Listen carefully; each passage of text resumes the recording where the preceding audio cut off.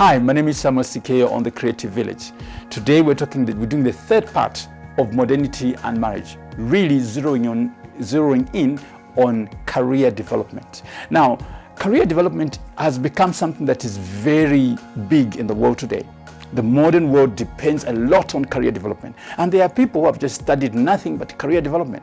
Some call themselves life coaches. And really what happens is that this life coach will pull out a wife, will pull out a husband, and sit down with them and ask them and interrogate them on their career development and chart out a path for them.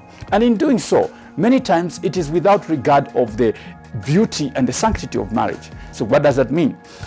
Many times when a woman or a man goes out to talk about career development, there are a lot of big decisions that have to be made. For instance, at a time when somebody has to do, for instance, a master's degree, if they do not agree with a spouse, a master's degree is going to take a lot of effort to do and also time, which is going to be a drain on the resources and a drain also on the relational energy. So how do you balance these things? It's very important that even if you have a coach, a life coach, come back to home and discuss everything with your spouse and make agreements so that even if you have to leave home, it will become an agreed something, so that at the end of the day, you don't sacrifice your children for career. You don't sacrifice your wife for a career. Because I have heard people make comments, very irresponsible comments, such as I would rather develop myself than stay here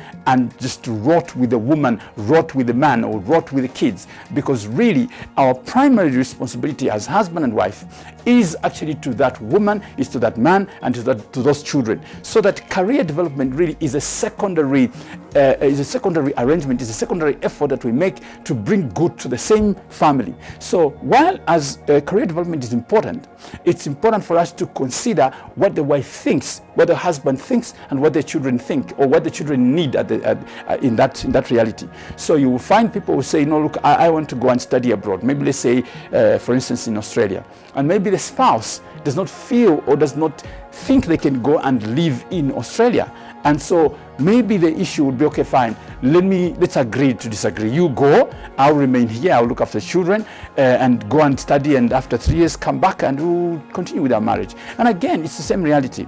It's career, yes, but to what extent is career going to be raised above the beauty of the home? So it's very important that we be at a balanced place where we know that whilst we have a responsibility to develop ourselves as individuals, we are in a marriage where we have been made one with this woman. You cannot leave her to go away for such a long time and not care about what will remain happening right at home. So whilst we are thinking about how to develop ourselves and how to grow in our work and in everything that we do in school and so forth and so on, we must be very aware of where our children are and where our spouses are. Do not sacrifice your wife. Do not sacrifice your husband for the sake of a degree, for the sake of a master's degree.